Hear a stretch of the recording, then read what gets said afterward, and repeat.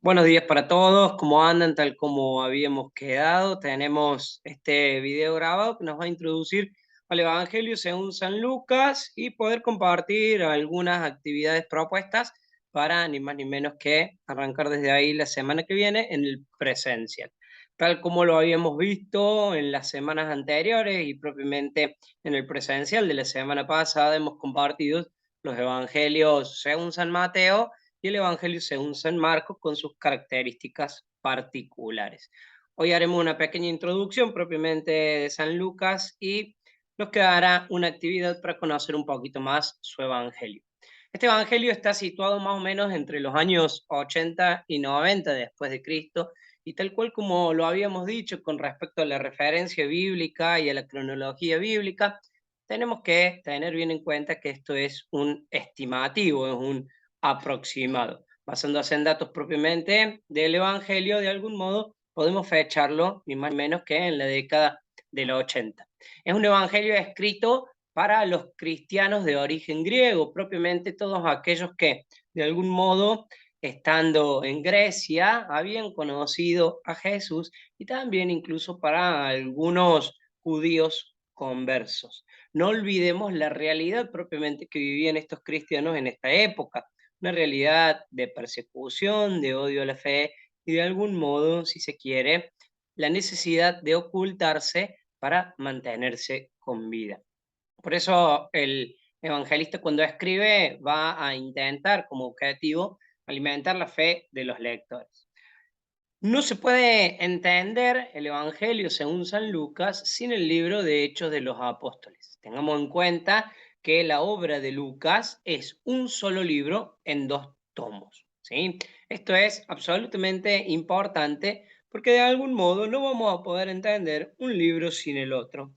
Cuando ustedes comiencen a compartir, a reflexionar sobre el libro de Lucas, van a poder ver que el comienzo propiamente, Lucas 1, del 1 al 4, y Hechos de los Apóstoles, del 1 al 2, va a revelarnos que está escrito para la misma persona, el ilustre, el excelentísimo Teófilo, el mismo alumno discípulo de Lucas, va a tener noción, por lo pronto, el agiógrafo, el escritor sagrado, en Hechos de los Apóstoles, que ya había escrito un libro y lo va a plantear ni más ni menos que como una consecuencia histórica del primer tomo, ¿sí?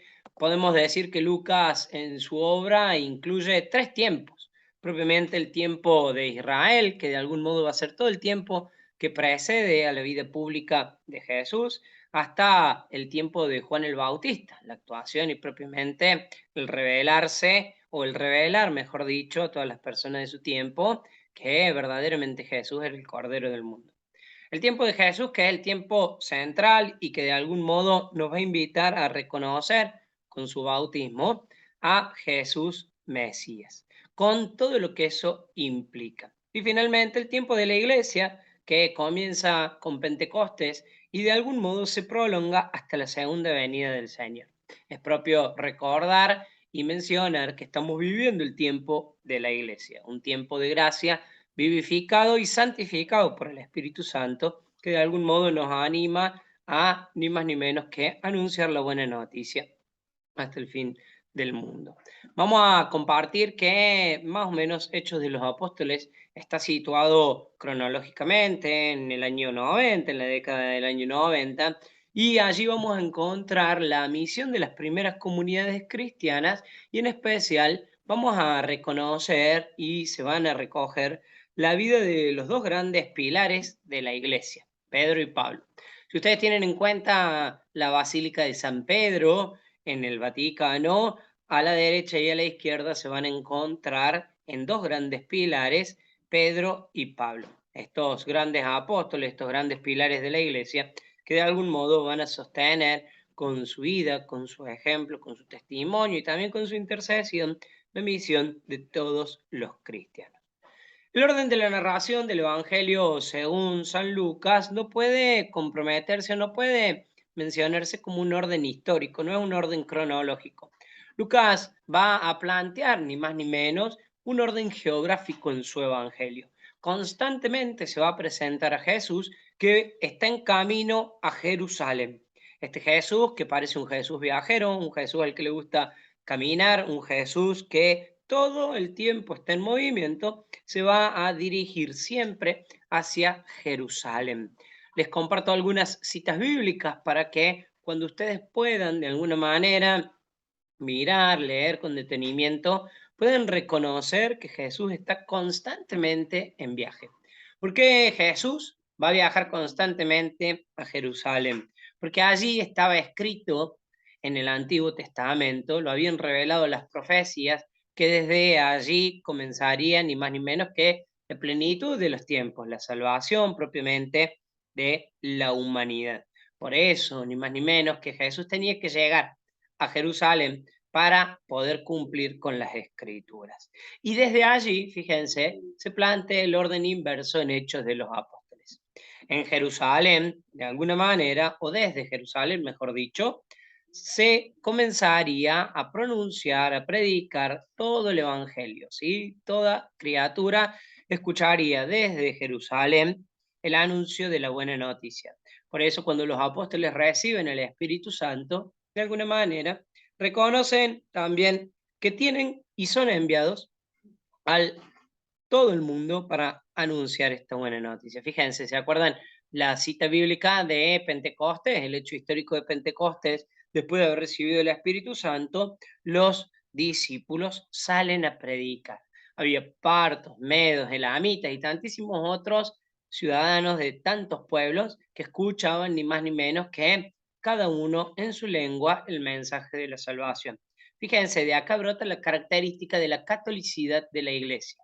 ¿Qué significa que la iglesia sea católica? Ustedes ya han cursado eclesiología, así que seguramente ya lo deben saber. La catolicidad de la iglesia, ni más ni menos, que viene dado justamente por la universalidad del mensaje de la iglesia.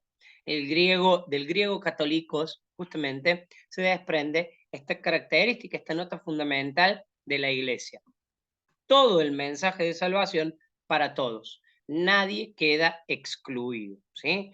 En cuanto a las características propias de la narración de Lucas, vamos a ver que de algún modo Lucas va a cuidar su lenguaje. Va a ser muy delicado cuando comparte sus sentimientos. Y de alguna manera lo que nos va a ayudar a pensar esto es que va a intentar omitir todo aquello que pueda resultar contraproducente o desagradable para el lector.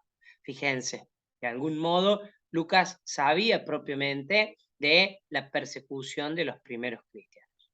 Además, también Lucas sabía de las contiendas, de las peleas que existían entre las primeras comunidades. Recordemos, por ejemplo, que Lucas va a dejar planteado ni más ni menos que la pelea, si se quiere, el entredicho que tienen Pedro y Pablo, propiamente por seguir las costumbres de los judíos o por comenzar una era nueva, un paradigma nuevo. Y va a ser una profunda conciliación entre los dos mensajes, ¿sí? Lucas constantemente con su mensaje, con su lenguaje, va a intentar de alguna manera pacificar a la comunidad. Pero Lucas nos va a plantear durante todo su evangelio que hay personajes, hay figuras determinadas que de algún modo van a guardar su predilección. Y justamente de eso se va a tratar el trabajo que nos va a quedar pendiente para corregir, para compartir en el presencial la semana que viene, ¿sí? Lucas cuando plantea y presenta a estos personajes, a estas figuras ejemplares, nos va a decir de cada una de ellas, de estas figuras, vamos a poder reconocer y tomar un ejemplo, vamos a poder imitar una característica como cristiano y en particular la iglesia toda. Por eso la indicación para el próximo trabajo práctico, ¿sí?, es el siguiente. Vamos a leer estas citas bíblicas propiamente que están en la pantalla. Yo voy a hacer captura de pantalla y las voy a mandar también al grupo para que nos quede registrado. Y de alguna manera vamos a ver quiénes están, quiénes aparecen en estas figuras ejemplares y de algún modo qué podemos aprender de ellos, ¿sí? Muy bien, hasta aquí llegamos con nuestro video introductorio de Lucas. Los invito a que podamos seguir compartiendo el Evangelio, podamos seguir compartiendo esta materia con la alegría de sabernos llamados y elegidos para anunciar la buena noticia. Les mando un abrazo muy grande y nos encontramos la próxima semana.